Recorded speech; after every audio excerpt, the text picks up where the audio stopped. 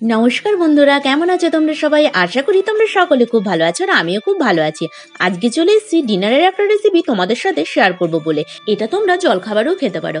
আজকে আমি বানাবো নারকোলের লুচি। তার জন্য প্রথমে আমি এখানে সেদ্ধ চালের গুঁড়ি নিয়ে নিয়েছি আর নিয়ে নিয়েছি নারকোল কোড়া। তারপর সমস্ত কিছু ভালো মতো মেখে নেব। চালের রুটি তো আমরা অনেকেই খেয়েছি, আজ একবার এরকম করে নারকোল দিয়ে চালের লুচি খেয়ে দেখো, খেতে কিন্তু দারুণ লাগবে।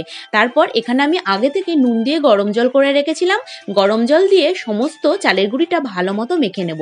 চালের গুঁড়িটা কিন্তু অল্প অল্প জল দিয়ে ভালো মতো মেখে নিতে হবে, তা না হলে চালের গুঁড়িটা একটু শক্ত হয়ে গেলে খেতে কিন্তু ভালো লাগবে না। তারপর সমস্ত কিছু ভালো মতো ডলে ডলে মেখে নেব। মেখে নেওয়ার পর এটা একটা ন্যাংরা চাপা দিয়ে 15 মিনিট ঢেকে রাখবো। 15 মিনিট পর ঢাকনাটা আমি খুলে নেব। তারপর আবার ডোটা ভালো করে ডলে ডলে নেব। যত বেশি ডলবো তত কিন্তু একটু নরম হবে আর খেতেও কিন্তু ভালো লাগবে। তারপর সবকিছু ভালো মতো মেখে নিয়ে এটা বড় বড় আকারের লেচি কেটে নেব। দেখো আমার লেচিগুলো কাটাও হয়ে গেছে। এরপর আমি হাতের সাহায্যে গোল গোল করে নেব। এটা বেলার সময় কিন্তু সাইডগুলো সব ফেটে যাবে, তাতে ভয় পাওয়ার কিছু নেই। একটা গ্লাস বা বাটির সাহায্যে আকার করে গোল করে কেটে নিলেই এটা তৈরি হয়ে যাবে। তারপর সমস্ত কিছু ভালো মতো গোল হয়ে গেলে এদিকে কড়াইয়ে আমি তেলটা গরম করতে দিয়ে দেবো। এখানে আমি সাদা তেল দিয়েছি। তেলটা যতক্ষণ গরম হচ্ছে ততক্ষণ আমি এখানে লুচিগুলো বেলে নেব। আমি এটা একটু বড় বড় আকারে বেলবো আর এটা একটু আটা দিয়ে বেলবো। চাইলে তোমরা চালের গুঁড়ি দিয়েও বেলতে পারো। তারপর সমস্তটা ভালো মতো গোল করে নিয়ে একটা বাটির সাহায্যে লুচির মতো গোল করে কেটে নেব। এইভাবে সমস্ত লেচিগুলো গোল গোল করে বেলে নিয়ে লুচির আকারে কেটে নেব। দেখো এরকম ভাবে তোমরা বেলে নেবে, তাহলে কিন্তু গোল গোল লুচির মতোই দেখতে হবে। আমার সমস্ত লুচিগুলো বেলা হয়ে গেছে। এরপর কড়াইয়ে তেলটাও গরম হয়ে গেছে।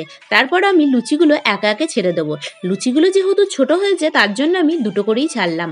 তারপর ভালো মতো ভেজে নেব দু পিঠ। দেখো আমার লুচিগুলো ভালো করে ফুলেও গেছে। যেহেতু এটা চালের লুচি তার জন্য লুচিগুলো কিন্তু ফেটে যেতে পারে, কিন্তু স্বাদের কোনো হেরফের হবে না। খেতে কিন্তু এগুলো দারুণ লাগে। আর এর আগে তোমরা এরকম লুচি কে কে খেয়েছো অবশ্যই কিন্তু কমেন্ট করে জানাবে। দেখো আমার লুচিগুলো ভাজা হয়ে গেছে। এরকম করে আমি সব লুচিগুলো একে একে ভেজে নেব। তারপর একটা থালায় তুলে রাখবো। লুচিগুলো দেখো কেমন ফুলকো ফুলকো হয়েছে, খেতেও কিন্তু বেশ হয়েছিল। এরপর আমি লুচির সঙ্গে খাওয়ার জন্য একটু আলু ভাজা করব। আলু ভাজাটা একটু অন্য ধরনের করব।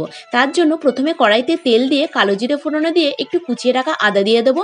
আদাটা নেড়ে চেড়ে নিয়ে সরু সরু করে কেটে রাখা আলুটা দিয়ে দেবো। তারপর আলুটা ভালো মতো নাড়াচাড়া করে নিয়ে কটা বেশি করে চেরা কাঁচা লঙ্কা দিয়ে দেবো আর অল্প একটু হলুদ দিয়ে সমস্ত কিছু ভালো মতো নাড়াচাড়া করে নেব। এখন কিন্তু এতে আমি নুন দেবো না, তাহলে কিন্তু আলুটা সম্পূর্ণ গলে যাবে। এরপর ঢাকা দিয়ে ভালো মতো ভাজা ভাজা করে নেব। কিছুক্ষণ পর ঢাকনাটা খুলে নেব। দেখো আমার আলুটাও ভালো মতো ভাজা ভাজা হয়ে গেছে। এরপর আলুটা ভালো মতো ভাজা ভাজা হয়ে গেলে পরিমাণ মতো নুন দিয়ে দেবো। তারপর সমস্ত কিছু আবারও ভালো মতো নাড়াচাড়া করে নেব।